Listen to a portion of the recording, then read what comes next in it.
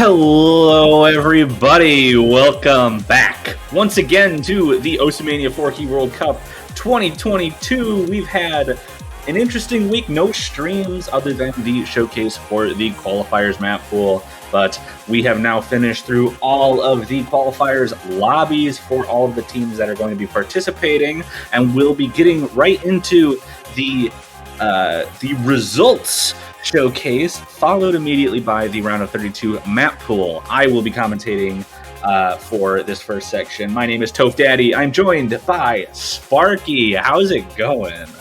It is going absolutely fantastic. What a way to round out the weekend after some grueling qualifiers that were shown off last weekend. 41 teams took the task to try and qualify for this edition of the Mania World Cup. And I mean, all that's left to do is show the teams the fruits of their labor, show the ones that qualified and show the ones that just missed the mark. Yeah, and I mean, we've got, like you said, 41 teams. Only 32 are going to be making it into that bracket stage. So the unlucky 10 is the number there, teams that, wait, hold on, let me count this again. 9. I did some math wrong there. No, the 9 teams that did not quite get into that top 32 will be eliminated from the tournament, unfortunately. But the other 32 will have the opportunity to play against the other teams in the round of 32 and in the round of 16, since it is a double elimination bracket. Yep, so without further ado, let's go ahead and roll on into this reveal, and our 41st seed is going to be Ecuador, as you can see here. 41st on Rice, Hybrid, and SV, 40th on the LNs, but unfortunately not going to be qualifying for this edition of the Mania World Cup. Yeah, I mean, I think this is a new team. It says last year's placing is 64, which means they might have tried it last year and also did not qualify, but I feel like that would have a seed number following it. Regardless, they put in an effort this year. They did well. They did better on the LNs than they did in the other sections. You can see that 39 on the 2 on Critical Cannonball and Wonderful Paradise, but unfortunately not enough to get them into that top 32 to qualify.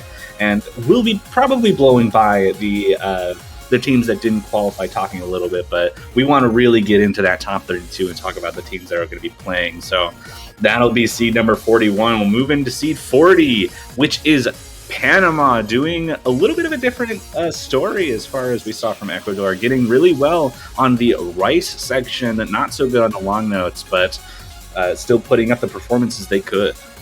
Yeah, absolutely. That one standout performance on Rice 3, 33rd on that, but overall just falling short of the mark here. A good effort from them. I believe this is, like you said, for Ecuador, one of their first attempts of trying to get in. We would have seen that last year's placing updated as well. Yeah, absolutely. But that is going to be seed number 40 getting into the 30s range now. Yep, and our 39th seed is going to be the Dominican Republic, another one falling just short of the mark. A couple of higher seeds, 34th on the SV, so definitely finding some comfort in there. 35th on Rice 1, 37th on L, and a pretty well-rounded core, just the overall team score is not being high enough to see them through into this edition of the World Cup. Yeah, it looked like their later game performances were starting to hinder them, that 41 on the End of Dreams, and just needed that physicality to get them through. But like you said, good showings on Rice 1, LN 1, and the SV chart, just not enough to make it into the qualifying stage. But we will move on to seed number 38, which is going to be Portugal.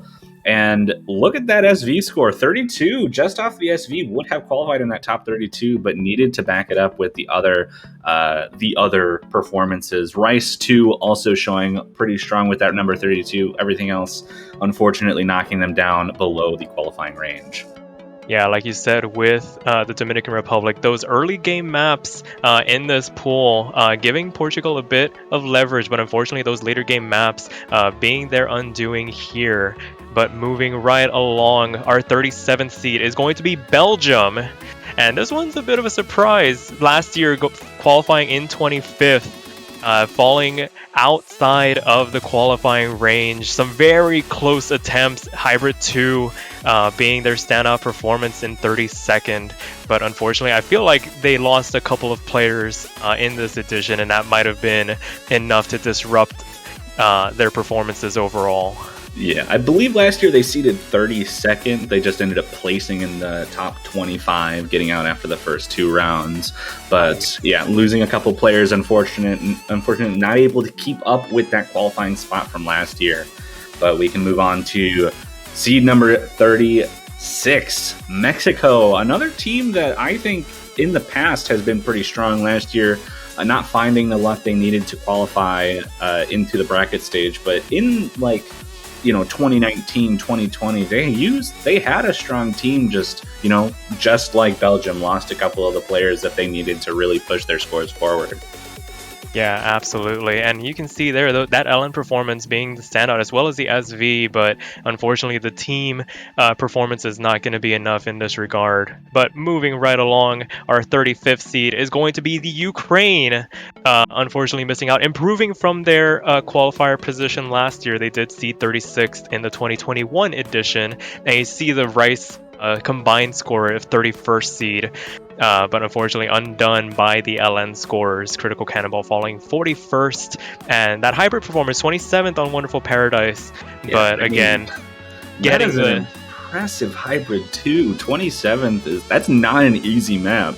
I think for a lot of the players in this tournament, that was the hardest map of the qualifier. So really impressive showing, just like we've been saying, not quite enough to qualify.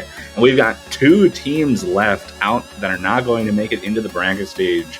We'll start with seed 34, and it's going to be Colombia, just barely missing out on that qualification to get into the bracket stage. Their long notes overall getting that number 32 spot, number 32 on Parv Orbital, and number 28 on Rice 2 Core.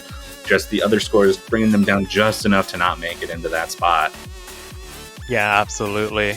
And with that being said, only one team left to reveal. The one team on the outside looking in is going to be Turkey, our 33rd seed. An improvement from last year's performance, 37th in 2021, but unfortunately just falling short of the mark, stumbling right at the line.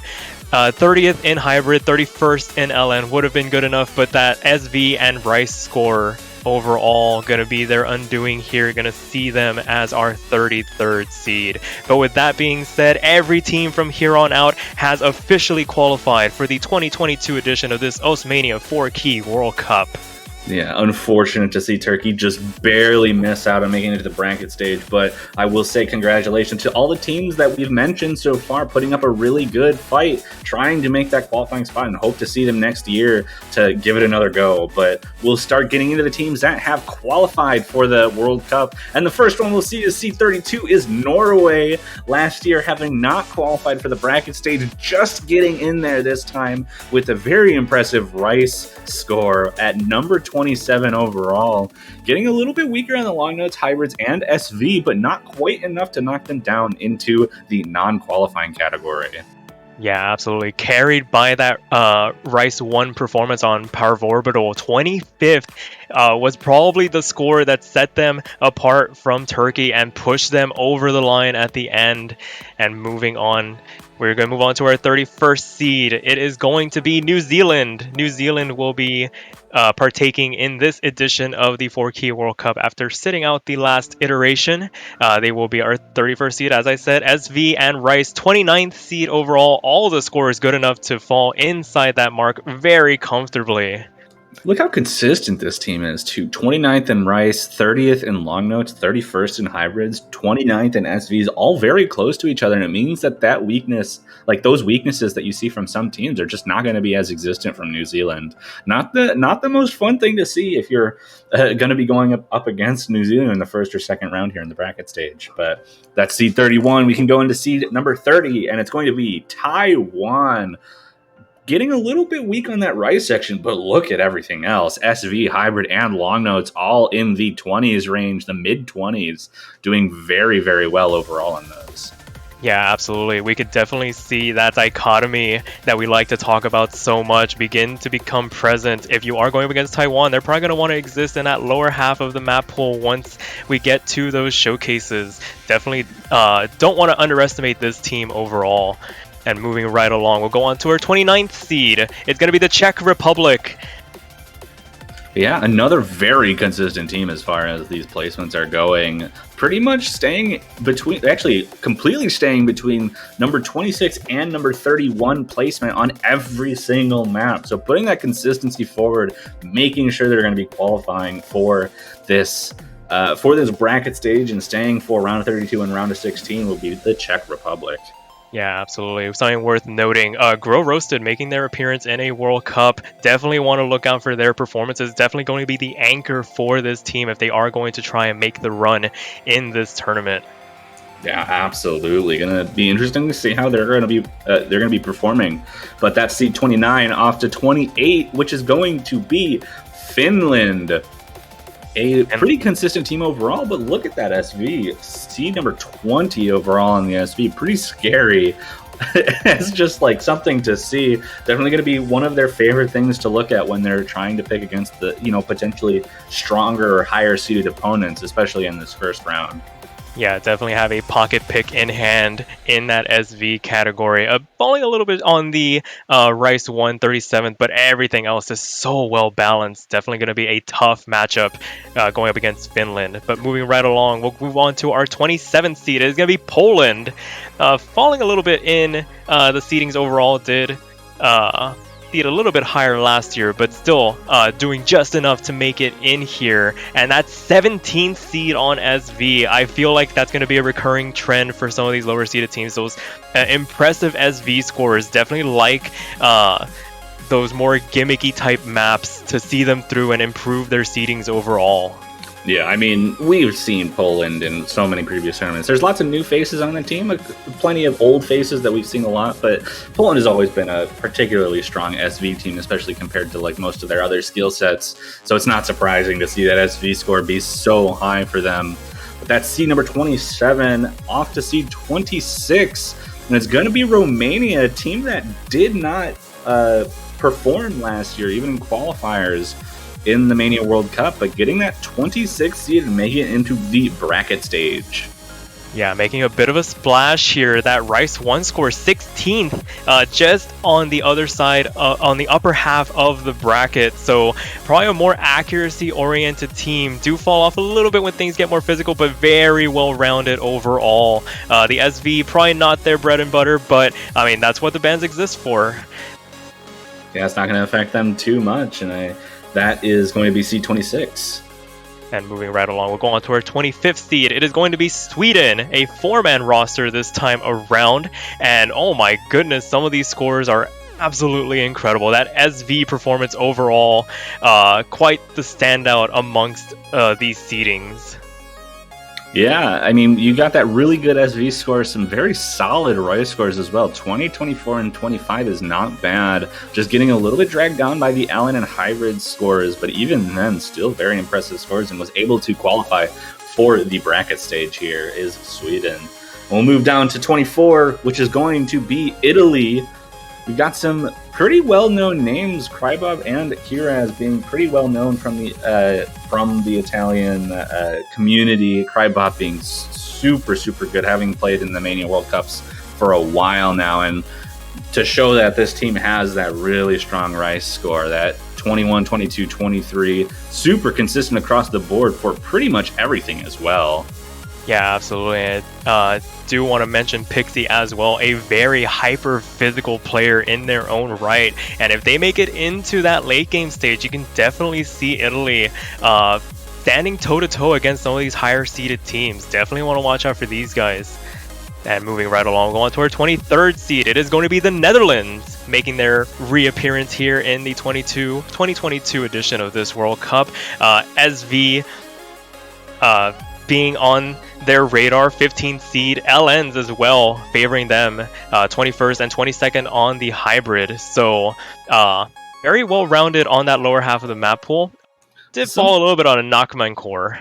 Yeah, something I do want to note is that we're seeing the 15th seed for the SV map. It has a 2.97 million score, which means that the average score of this Netherlands team for the qualifiers on the SV is 990,000 points.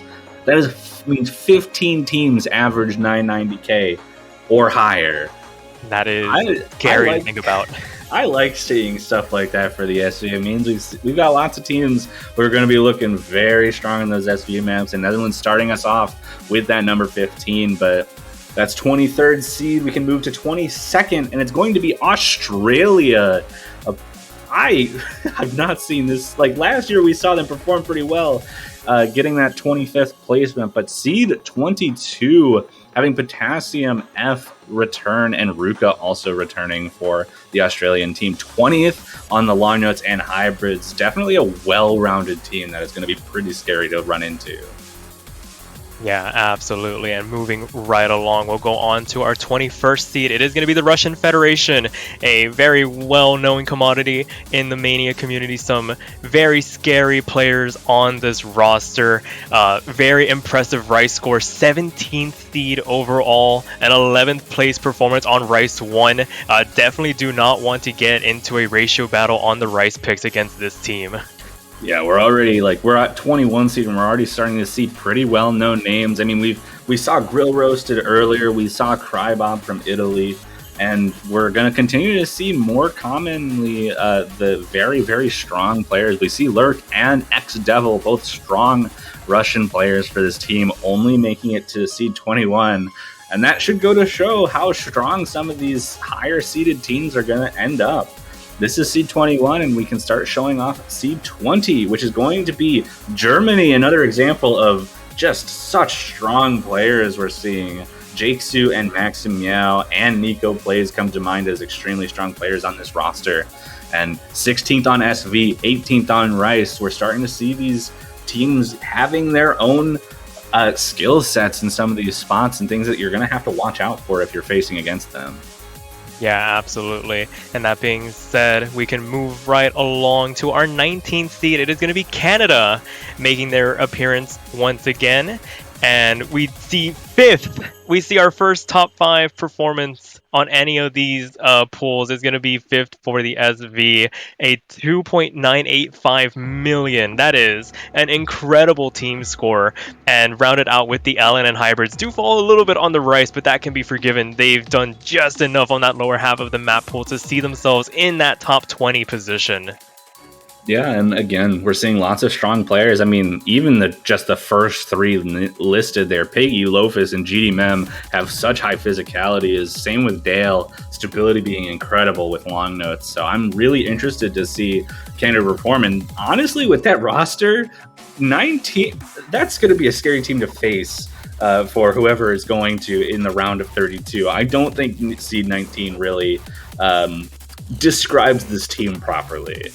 Yeah, absolutely. But rolling right along, we'll move on to our 18th seed. It is going to be Argentina coming back for this one, and we start to see the top 20s across all of the map pool. 19th, 3 19th place performances in Rice, LN, and SV. The hybrids really what sets them apart. 12th overall, Wonderful Paradise. Arguably one of the hardest picks in this qualifiers pool, and they absolutely knocked it out of the park. Yeah, definitely showing why they are here to play. 18th seed, we're starting to get closer to that range of the top half of qualifiers. We have one team left before we start figuring out what teams are facing off against who for this, but we can move to seed 17, and it's going to be Chile, another team with some pretty interesting names. GS Muka, that's a name for sure. The scary player, winner of Soft 6. Definitely going to have that intimidation factor just from being there, not to mention that they're just so good. 14th overall on the hybrids, 15th on the long notes, 13th on the SVs, getting held back just a little bit by the Rice. Looks like they ended up messing up just a little bit on Park Orbital, and that it was enough to bring them down to 17th. But this is another team that's going to be very scary to face. Yeah, absolutely. We're starting to reach that range where any little slip up on any of these maps can cost you some precious seeding.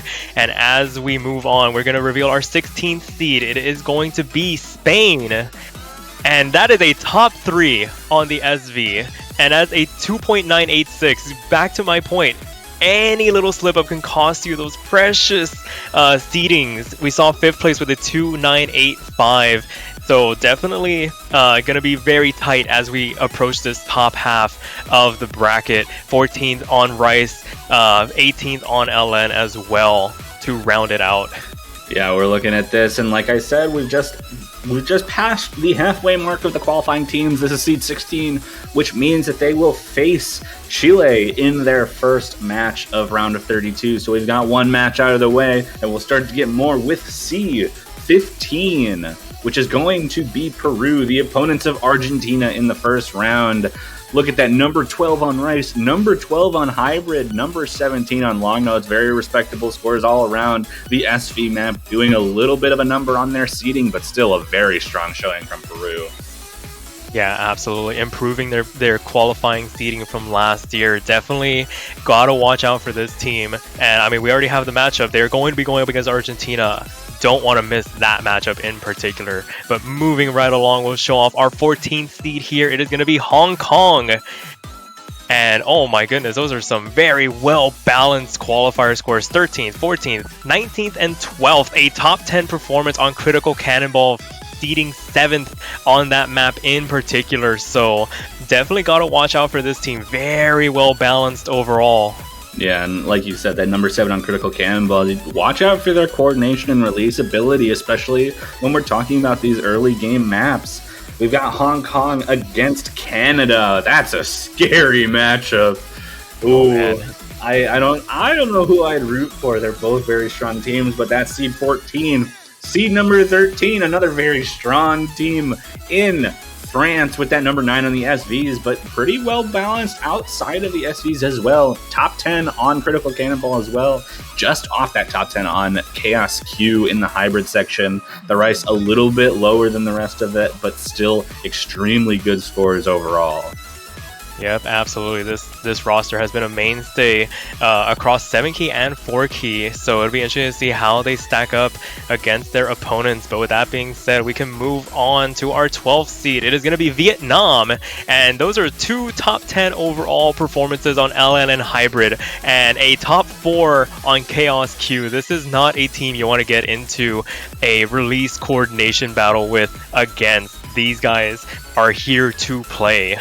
Yeah, extremely scary across the board. Maybe being able to attack them in the Rice area, and maybe the SVs as well, but just so strong in that LN and hybrid area. They will be facing up against the Russian Federation next week, if I'm counting this right.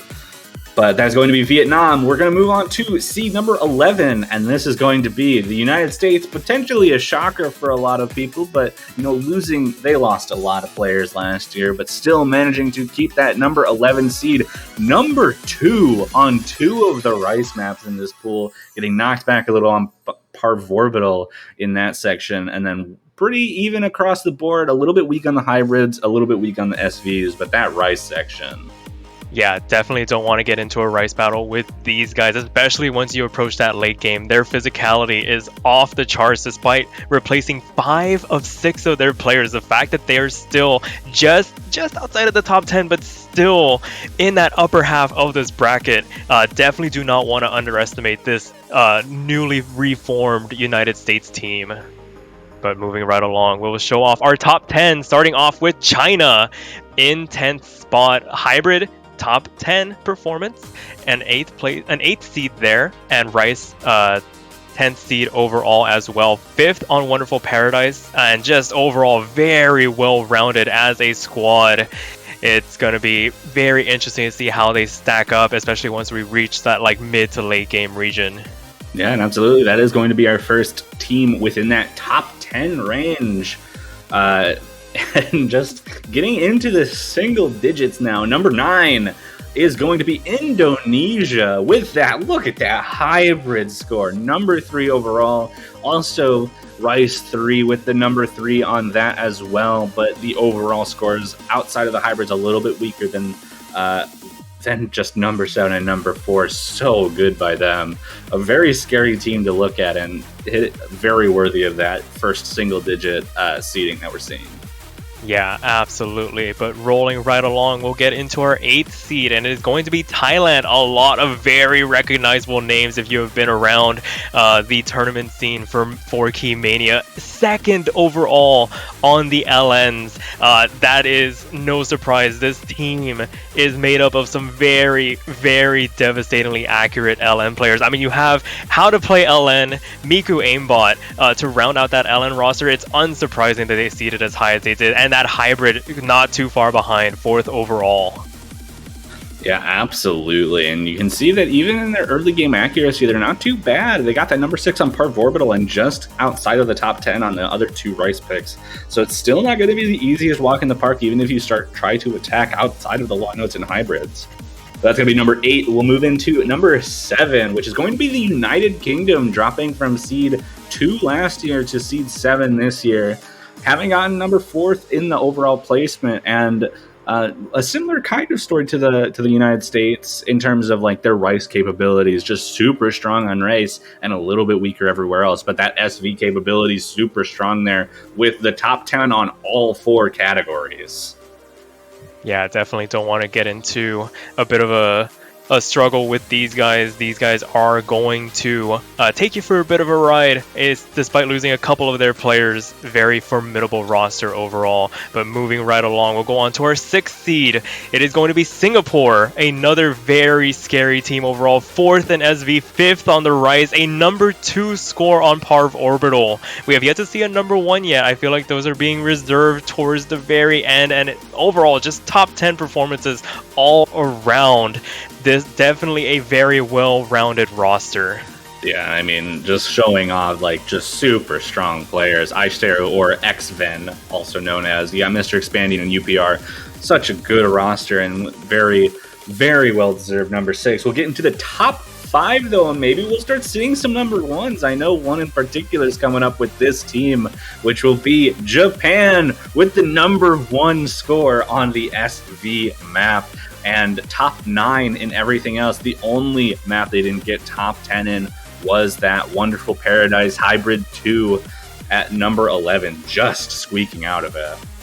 Yeah, this team overall definitely improving their qualifier scores from last year, making their splash into the top 5 very well deserved, a very well-rounded roster overall. It'll be very exciting to see how they perform, especially in those later stages. But moving right along, we're going to go to our number 4 seed, and it's going to be Malaysia, our bronze medalists from last year. And that Rice score, that Rice seeding is scary, very scary. Number 2 overall and number 4 overall on the LNs. So, I mean, plan your attack accordingly, because these guys do not have that much of a weakness. Yeah, I mean, traditionally, Malaysia has been so strong on long notes. Last year, I believe they were the number 1 LN seed overall. This year, not quite getting to that point, but able to make it up with that Rice score there, getting their number 2 seed locked down.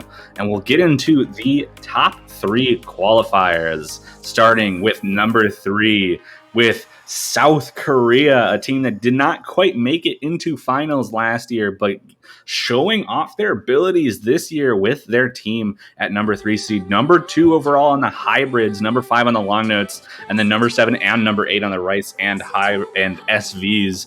So many top 5 scores from these. We have both hybrids, both long notes, and one of the Rice picks in that top 5 zone for them. Yeah, absolutely. I don't think a lot of people saw this one coming, as I for sure did not see South Korea in the top 3, but seeing their performances in tournaments so far this year, it is unsurprising that they took that 3rd spot in the qualifiers. But moving right along, our number 2 seed is going to be the Philippines, a mainstay of this community. Just all their players very well represented in tournaments across this year, and it's unsurprising that they finally put together a roster that, I mean, this is a podium contending roster if I were to call it right now. Number 3 on Rice, number 3 on LN, number 5 on Hybrids, and number 6 on SV. This team barely has any weak spots throughout their roster. Yeah, this is a disgusting roster. Silueska Elves, Boji, Forken, Apel, Volpsy, and the Mystery L. Effectively no weaknesses on this team, but I need to preface this coming to number 1. No one is surprised, and I know that. Number 1 seed is Brazil. Number 1 on 7 out of the 8 qualifiers. No contest. This is arguably the most dominant Brazilian roster I have ever seen since I've started watching these World Cups.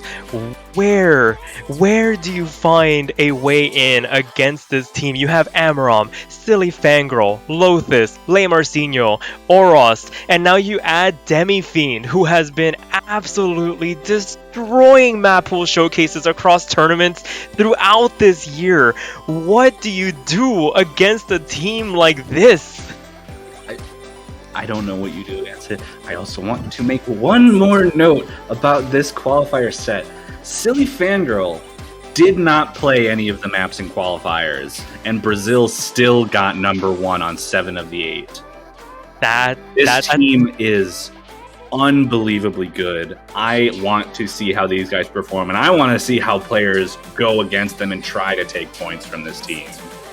I hope you've all packed your bags, because I believe we are going to Brazil this year. This is going to be, anybody that can take points off this team should be applauded, because that is going to be a tall task overall. But with that being said, that will round out the qualifier result.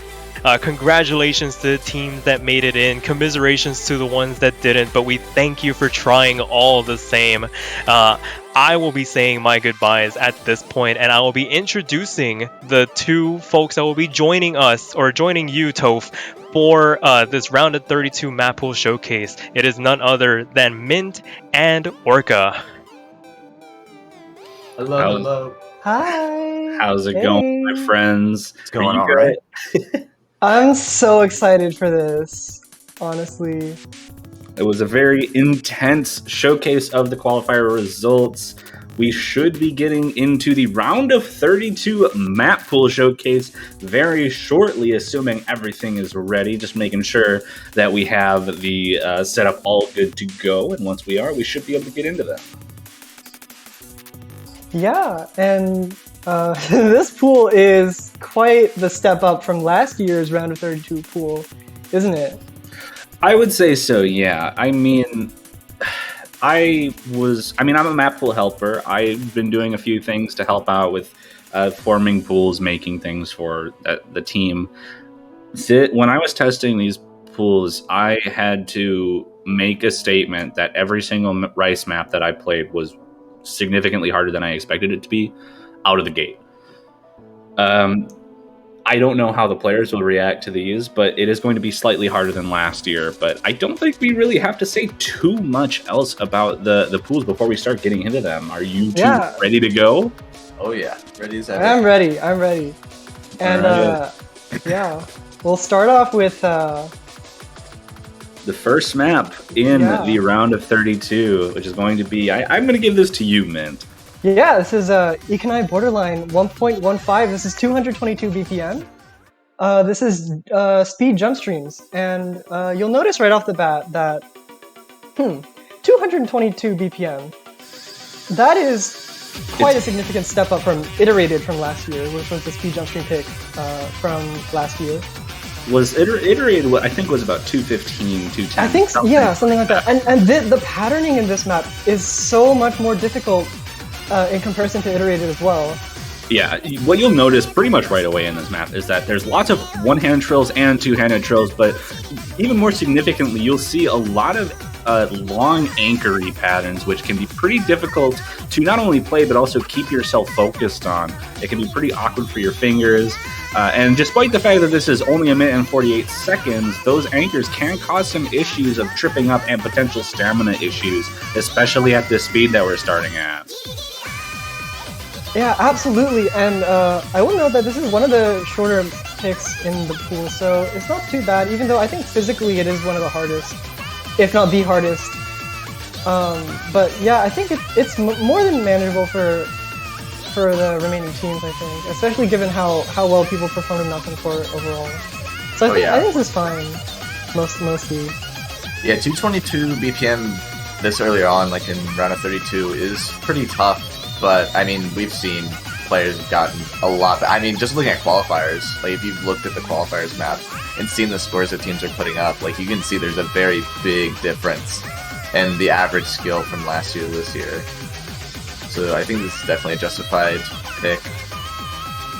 Yeah, absolutely. And, well, it is the anchors in this map are quite difficult, but I feel like they, for players at above a certain like physicality level, it actually helps when it's more anchory to anchor yourself into the accuracy of and the rhythm of the map, basically. Yeah, I mean, it can be pretty helpful, but that's going to end off our pretty strong opener for this pool, but that'll be a rice pick. Moving into our hybrid pool, it's going to be Seu Ra Cube Shell, a map by Guden, and this is going to be a pretty techy hybrid. I think you could probably make that direct comparison to Guden's qualifier, the stage 3 that they made. I think for sure, are pretty similar overall. I think the key difference here is I think there are less mini jacks, and the mini jacks in stage 3 were mostly me. And I think this is mostly the piano section. Well, this is a lot more smooth, I think, and there's definitely, I don't really know how to put it, honestly. What I would call this map in general is the token, like, technical hybrid. Because a lot of hybrids in general that you'll notice have that technical element, and if you're going to reference like past tournaments, like Soft 6 for example, a lot of the hybrids had those like mini jack and burst sections with just the long notes there to make it that hybrid difficulty, and this is kind of in that zone of having those bursts, some more awkward patterns that are meant to like trip you up with like the surrounding long notes everywhere else. Yeah, for sure, and I feel like this is definitely going to be a trend for hybrids later on, where they kind of lend toward the technical side of things, especially with the mini jacks. And I feel like that was also something that you could notice with the hybrids in the qualifiers, both of them having at least somewhat prominent mini jack difficulty. Yeah, here we get into a more long note section. Yeah, we're getting into the ending, which is a lot more long note heavy than what we've been noticing. So if you were excited about that intro because of how technical it was, you still have to show that proficiency with the long notes at the end of it. Yeah, very interesting dichotomy there. A lot of control needed. A lot of focus needed for that one. I feel like if you fall out of that at all, there's a lot of drops that can happen. Absolutely. I think it's two of the most focus requiring aspects of like the gameplay outside of SVs, like mini jack tech and long notes, which are pretty much like this is that ultimate sort of boss pick for that focus kind of. Yeah, so that'll be our first of, I want to say 2 hybrids. I believe it's 2, but two hybrids, correct. We'll get into a more technical focused map. This is going to be our second rice pick of the pool, our first tech pick of the pool. And this is going to be a Black Lawn finale, OD 8.5. It's going to focus a lot on broken jump stream, but also a few like awkward bursts and a few like very like rhythmic changes in certain like jacky portions. But I think primarily this is going to be the more of the straightforward tech picks in this pool out of the 2 that we have here. Yeah, for sure. And so basically this map as you said, broken jump stream mostly, but there's some 1/3 mini jacks thrown in here and there.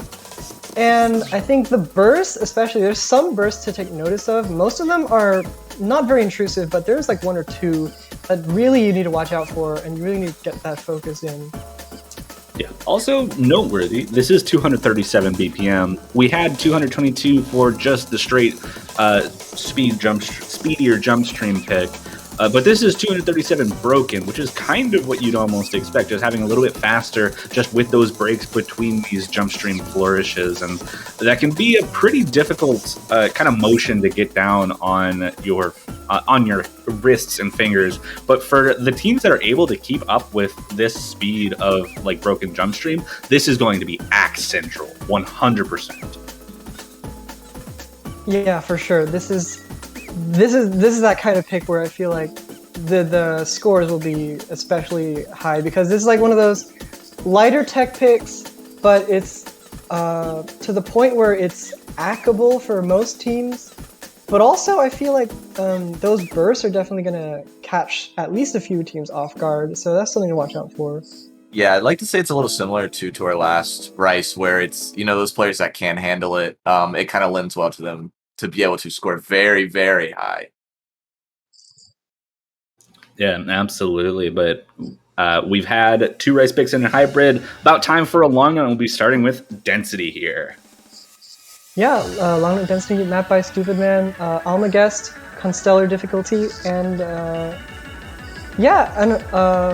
last year we had Toad Street, which was, I think you could say this is pretty similar, but I think it's more density focused. Oh, mini jack there. Yeah, this map is a lot more consistent in terms of like the patterns that you'll see throughout it. It's a lot denser in terms of the streams that are throughout it. The release aspect of this is a lot less apparent than what was in Toda Stream, which makes sense given this is meant to be that density pick here. But for sure. Pretty noteworthy. So like so far in this pool, we've seen all pretty short maps. This one being the shortest so far at 1 minute and 36 seconds. So starting off with pretty short map pools, don't want to focus too hard on that consistency, especially for some teams where, this being easy enough for many of the players to just be consistent on this. But I mean, I'm hoping that we're already showing off how difficult these pools are looking to be so far. Yeah, I think the short length lends really well to a lot of teams that that can play consistently in. So the stamina aspect being less of an issue is really going to have teams, like we said with that focus earlier, like being able to focus throughout your whole match and putting up those scores, because with it being so short, there's not a lot of time for you to have those comebacks. Especially, this chart is very consistent with what it asks you to do. So players would hopefully be able to perform consistently on it. Yeah, absolutely. And with the shortness, one mistake can be pretty disastrous. Yeah. Yeah, and asymmetry. This is the stream pick. It's going to be our fast stream pick. More of a straightforward Rice pick here. 276 BPM. Yeah, 276 doesn't sound that fast. Honestly, like to me, when I heard that doesn't seem that bad. Yeah, and honestly, it doesn't really feel that bad either until you like actually get into it. And the streams are really long, and there's a lot of those implicit mini jacks in there, and it's I don't really know how else to describe it. That's really it. Yeah, what you'll probably notice about a lot of these patterns is that they're pretty split hand, or I guess spinny, if you want to call it that. Like outside of those implicit mini jacks, you have a lot of like spinny patterns where you're missing one of the 3 columns in parts of it. And that could be actually pretty hard to get good accuracy. And if you're trying really hard to get good accuracy, you'll have those like microscopic moments of hand bias on certain parts of it, and getting good accuracy on stuff like that can be extremely stamina taxing. Yeah, it's you're not coasting on this. You have to pay attention to it, and you're gonna feel that in your hand as well as you're playing it. It'll feel very weird, I think, but it's something that a lot of players are probably used to with those like hand biased patterns. Yeah, and I mean the thing about it too is that Mint already mentioned that a lot of the streams are extremely long, like they're super extended, which is only going to make that taxing factor of the map more like noticeable. Yeah, and the map just about wraps up here. It's just a few more like filler jump streams at the end, but yeah, that's pretty much the pick, and it's just extended streams and at 276 BPM. It's pretty, yeah, I mean, I can't really, there's not really much to say here. Yeah, we'll just be finishing off this map, and for map number 6, this is going to be one that I'll just give off to Orca.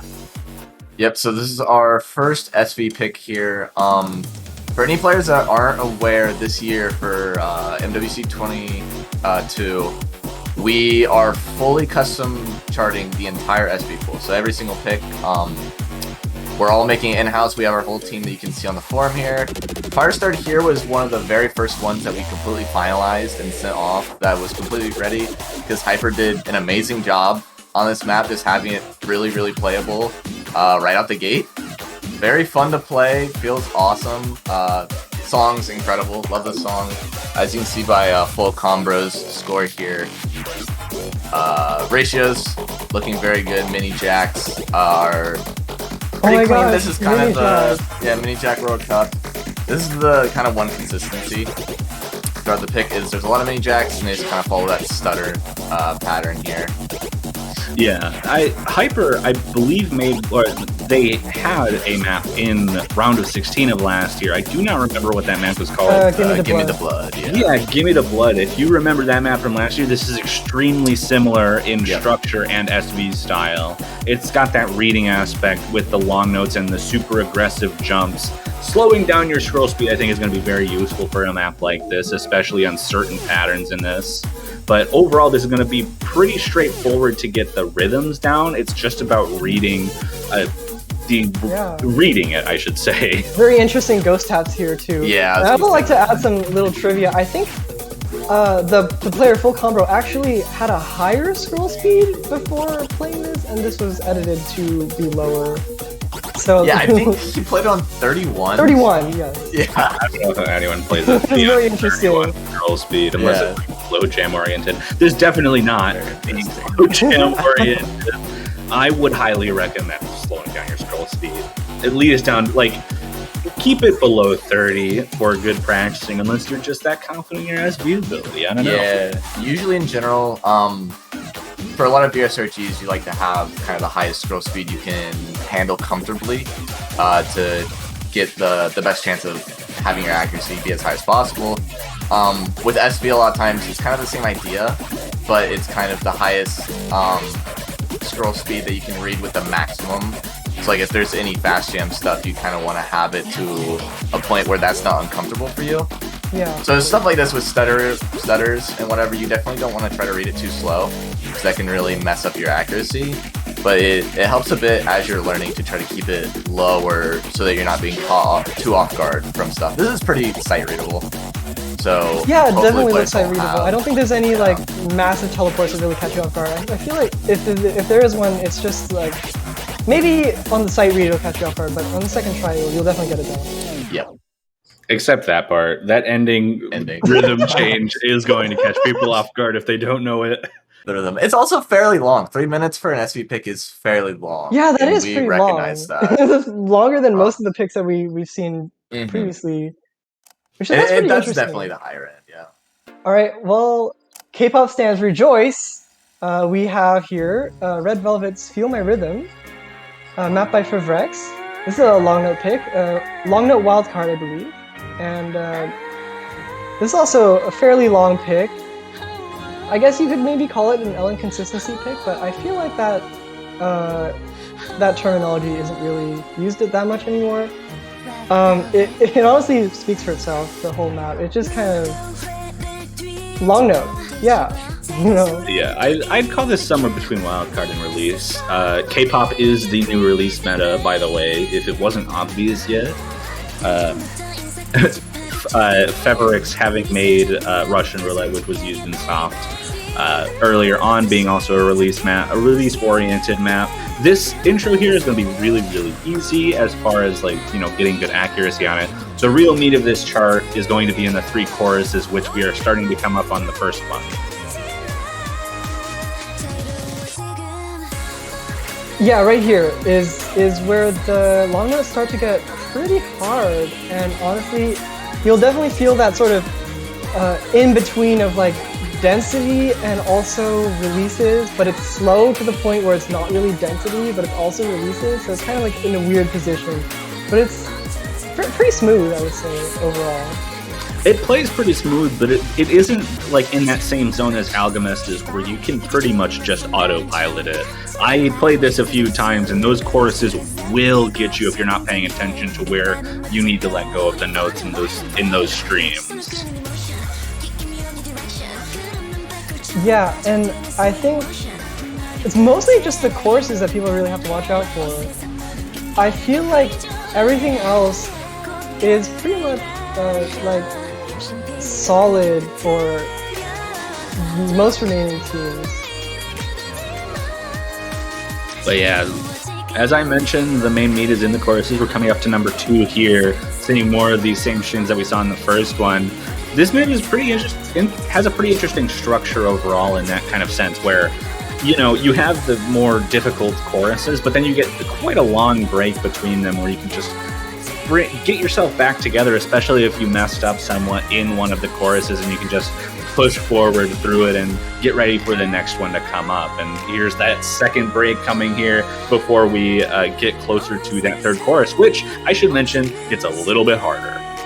Oh yeah, it does. Just a little bit. It's not really too significant, but it does definitely worth pointing out for sure. And I think that the length also can be a potential issue. Maybe at this point you're like, well, too much long note, and then you just kind of like maybe miss like once or twice in this chorus, and that won't be good. Yeah, and I mean, and we're getting into that third chorus. Like we said, it gets a little bit harder. We're seeing a little bit more of an inversey structure to these streams. Still has some awkward gaps between some of the notes and can be hard to pay attention to. So, gotta make sure you're focusing up for this last chorus, especially since it just ends so abruptly there. Oh yeah, absolutely. And I guess we're going into our second hybrid. This is Souhait Bleu. Forgive my French pronunciation. I would have pronounced it way worse, so you're fine. Yeah. And I guess 3 years of French had paid off, or whatever. This is more of a non-tech hybrid, I guess. I don't really know how to describe this. This is more like just vibes, you know? I just call it straightforward in terms of like hybridy structure. You have more constant long notes. You have those singular long notes with jump stream patterns around them. And once we start getting closer to that second half, the LNs do get a little bit denser in certain parts and can be actually pretty difficult to coordinate in some spots. Oh yeah, for sure. There's definitely some really tricky patterns. You'll notice that this is an edited difficulty. I think this was used in a relatively large tournament recently, so some players will definitely recognize this. Some of the more like in-your-face patterns were edited out, so you won't really have to worry about like really fast rolls, but you'll still have to worry about the majority of the difficulty in this map. Yeah, and those are 225 BPM broken jump stream flourishes, so it's no joke. It's a little bit slower than our dedicated tech map that has those broken jump stream picks, and we're starting to see some of the more dense long notes here, similar to Chaos Q from Q Shell. Chaos Q was the qualifier, but similar to the hybrid earlier on in this round of 32 pool, we have a little bit of an LN density spike towards this ending to make sure that the players who are going to be performing on this chart still do have that LN basis as necessary.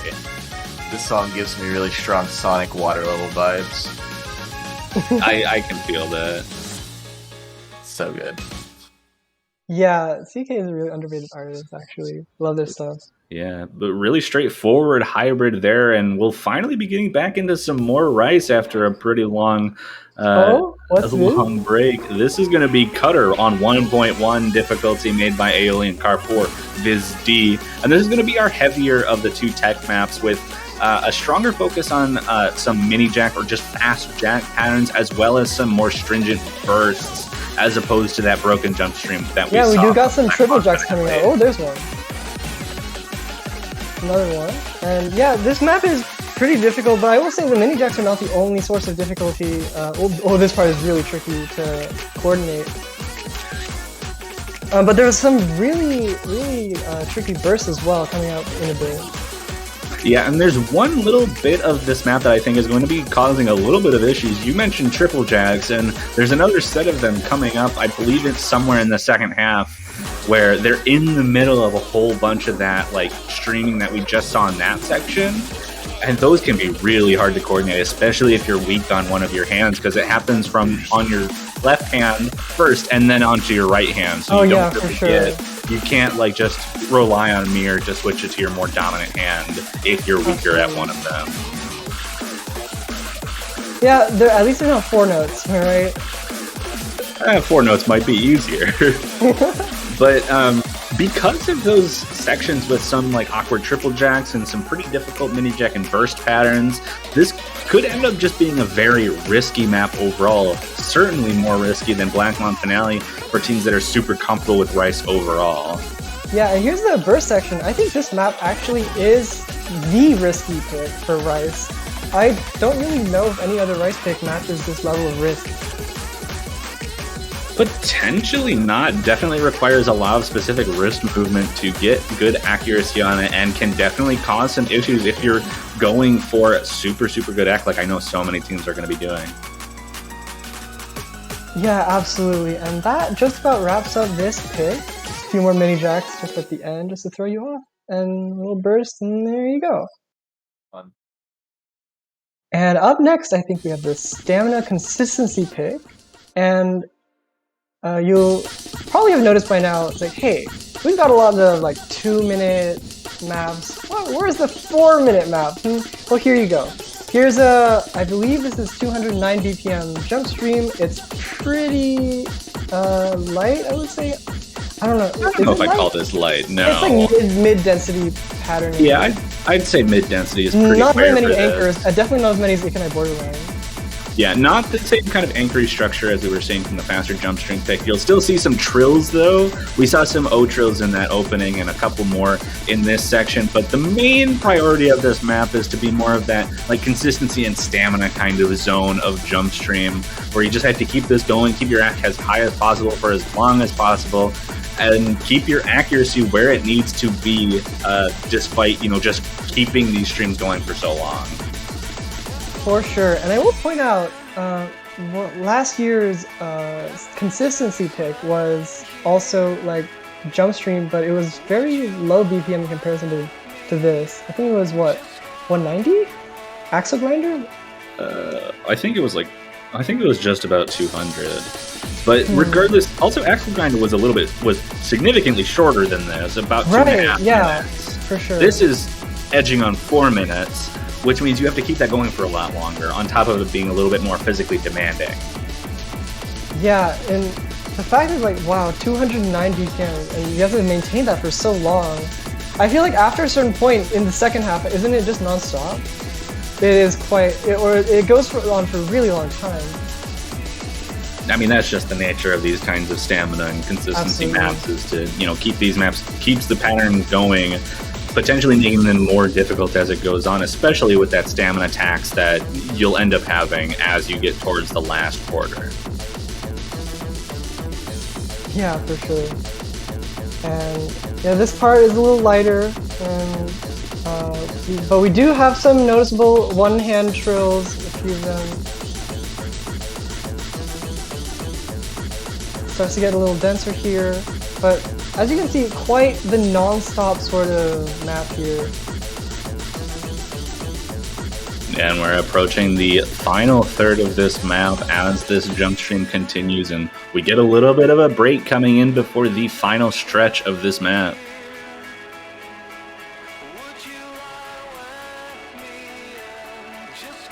Yeah, Not much to say. Yeah, not much to say. These stamina maps are pretty much like, it's hard to commentate over them because not a whole lot happens in them. I will say it's pretty fun. Like the patterns are pretty comfortable, I would say. Well, not necessarily like comfortable in the more traditional sense. I would say it's more rigid, maybe. Yeah, potentially, but I don't think it really matters to a lot of these players. Yeah, I think no matter what kind of patterning we have here at 209, I think players will just crush it no matter what, I feel. Yeah, I think the main thing about this map that's going to be worrying for players when it comes to picking something like this is the length and the fact that, you know, it's very easy to miss when you're trying to focus for so long at a time. Even though it is only 209 BPM, which should be pretty straightforward for pretty much everyone in this tournament. Yeah, absolutely. And I feel like there's some players or some teams that we really want to watch out for to be playing this. Just simply because of their absolutely amazing scores, I'm sure they will produce on this.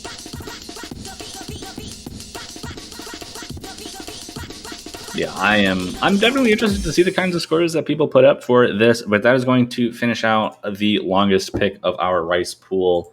I believe that also... That is our last rice map. That is the last rice map of the pool. All we've got left is a long note map, which is coming up right here. We've got Exaria by CRZ Chris Arlene. I think it's not exactly a release or coordination map. It's kind of in the similar zone of... similar zone as Feel My Rhythm from earlier. Just a little bit on the slower side, maybe a little bit more on the coordination heavy side. Honestly, this map reminds me a lot of Cavcell. I don't know if it's because of the artist or because of the... I feel like it's the map style too. You're not alone on that. I played this today to get a feel for it. I thought the exact same thing. Yeah, it really does feel like a Cavcell, but it's just a lot more release heavy, and it's definitely, as you said, slower by quite a significant margin. Yeah, it's going to be very comfortable for those teams that are really, really strong on the LNs and the coordination side of things. It's also quite short, hitting under 2 minutes yet again after we had that 4-minute long beast in Guy Runs. But, you know, we're seeing some pretty straightforward release type patterns. We're seeing a couple of staggered release patterns, which you're going to have to pay attention to, and it gets a little bit faster here with some more complex patterns. But overall, this is going to be a pretty light map with just some coordination elements that you're going to have to pay attention to throughout. Yeah, for sure. And there are a lot of overlapping players, I believe, from the tournament that this was featured in, what, 4-Digit Mania World Cup 3? And there would be a lot of players. Yeah, I think so. GS4T also? This isn't GS4T? Was it? I think so. I don't know. Regardless, I think people are going to be able to recognize this, and I expect this to be a pretty interesting map as far as that ending with the jump stream. Yeah, there's a bit part of is pretty hard. But we've got one map left in the free mod pool, and I can give it away to Orca once again for the second of our SV picks. Yep. We got Gypsophila, I believe is how you pronounce this. Like I said earlier, with our first pick, all of the maps are custom charted. And so unlike Firestarter, where we didn't really have much issues with getting it out, Hyper did a really good job making it super playable out the gate. This one we had a lot more deliberation on. So a term that is like kind of like the Grim Reaper for SV is LN SV. And so this map takes use of a lot of different SV patterning with LN. As you can see, starting out here, you get a little bit of taste. And so we did a lot with it to make sure that a lot of the difficulty isn't coming from the LN. And so I think that's that's where a lot of the problems come in with the LNSV, is when the LN is too overbearing. And so this map got a big overhaul. Love this part. Yeah, so the LN release portion of this is pretty light. There's not really anything difficult about them. More focused on like getting the timing right for a lot of these. And I'd call this closer to a memorization-esque map, like especially when you're comparing it to Firestarter that we saw earlier. So it'll take a little bit more practice to get things down correctly, especially when it comes to a lot of these sections with changing rhythms. And we're already halfway through, and we're still have 600 notes left in this map, so you can probably expect that the second half has quite a bit of interesting SVs and notes to look for. Yeah, a bit of free combo here with that jump stream. Coming to this last half, one of the big things too that we as a team talked about is last year's round of 32 SV maybe being a little bit on the easier side. And so this year, I think qualifiers this year is probably a little bit easier than last year's as well. But both of these maps, Firestarter and Gypsy here, a bit longer, a bit more intense. But overall, like the ideas are simple enough to where the practice time really should not be that much. We really don't want to make SV, a whole day thing where you have to sit down for like half the week and play until your mind blocks.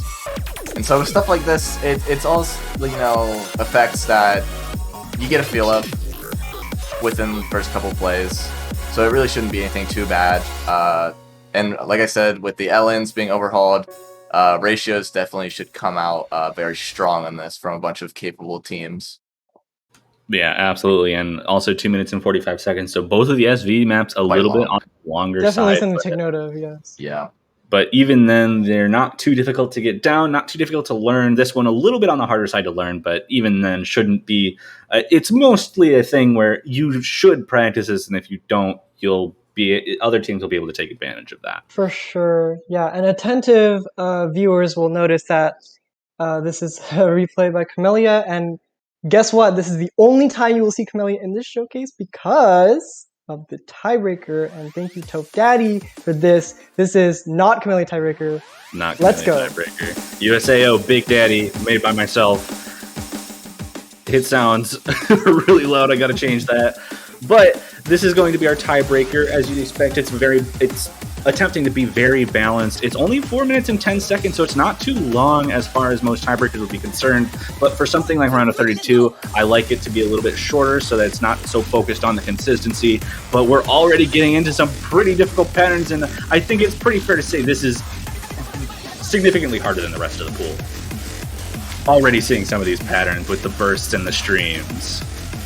Yeah, for sure. And I think some people have compared this to Sound Chimera, and I think, well, I would say this is easier, but I think some might disagree potentially. We'll have to see how it goes, but that sure. opening stream section is pretty rough, and it'll transition into a more technical section with mini jacks abound. Both sections are really light as far as the patterning goes, but they're still very physically demanding. This is 190 BPM, which means those mini jacks are 190 BPM. Yeah, actually fairly interesting juxtaposition with the Sound Chimera comparison here, because for any players here that frequent the arcade, this is actually a song that came out in Waka recently, which is an arcade game that Sound Chimera is also in. If you play Waka a lot of the songs, they kind of have this same vibe, because the game, like how it plays, works really well with this kind of music. And it also works very well for charting tiebreakers, which is a funny thing to note. Sure does, and we just had that bit of a long node density section right there transitioning into a break here. This is quite a long break where there's not too much difficult patterning throughout most of this section. A couple of tricky bits, but nothing too bad for the next 30 seconds or so until we get into an actual break, so you'll be able to see your scores if you ever make it to this point. In a match, but you'll get a small break and then it'll lead into a coordination/release section. And the release section that's coming up is way harder than it looks to get good accuracy on. But as far as I've been told, it's also very satisfying to play, so we'll see how people like this. Oh yeah, this part is so fun. I love this part. This part is amazing. but you can already see those staggered releases on OD8, which means that is going to be pretty difficult to get good accuracy on, and as it goes on, it starts to introduce mini LNs and some extra density, so there's a lot to pay attention to in these sections. Yeah, as you can see, a lot of those very difficult releases, a lot of those one-hand sort of things, it starts to build up more and more. These releases start to get harder and harder. Yeah, and we'll get to that ending of it. And we've got 1/4 of the map left, 1 minute, and this final one will be kind of a reprise of that chorus we saw earlier with the LNs. At least the second half will, but this first half will be more of a dumpy bit. That'll get more of that rise difficulty that we need, and it's a little bit more of a free-form section that feels that isn't so rigid like the first 2 rise sections we saw were. Yeah, and I feel like it's that like loose sort of patterning, and then the transitioning between that and the mini jack section is actually really difficult.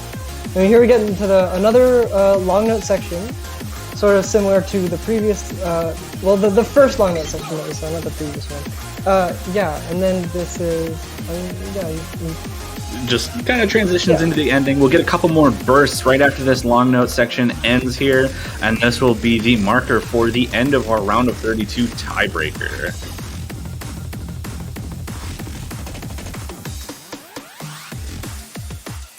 Yeah, and that's it. That's the ending of the tiebreaker. And thank you for custom charting this. This is custom charted specifically for this round in this tournament. Yeah, so it is a custom tiebreaker. It's uploaded, but that is going to finish off our round of 32 map pool for the Oceania 4Q World Cup 2022. We've already gotten our 32 teams that are going to be facing off in the bracket. All 32 of them will be sticking around for both round of 32 and round of 16 because they have made it into a double elimination position. So even if they lose this first match, they will not be eliminated from the tournament. They'll get another chance at life in the losers bracket. But with that, actually, there are a couple things I need to mention. You can donate to the prize pool for this tournament. I need to shill.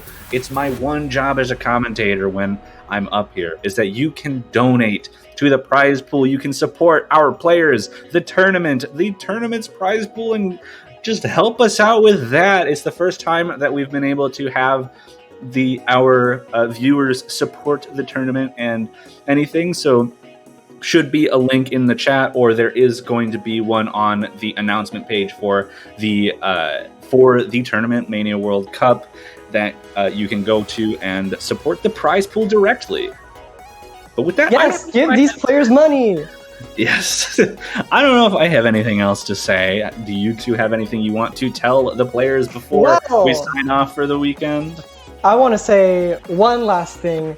Thank you for watching the showcase. Shout outs to Bagel, shout outs to Dad, and shout outs to you. Okay. We don't need to shout out Bagel and Dad. Those are me and my cat. We do not need to say that here. My bad.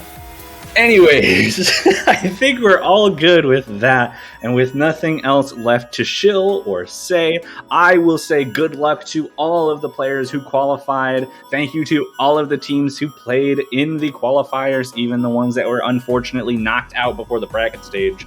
But again, good luck. And we hope to see you next weekend for a weekend of insane matchups that we'll be seeing, as well as the round of 16 map pool once it all finishes. See you guys later. Yep. Thank you, everyone. Have Bye. fun, everyone.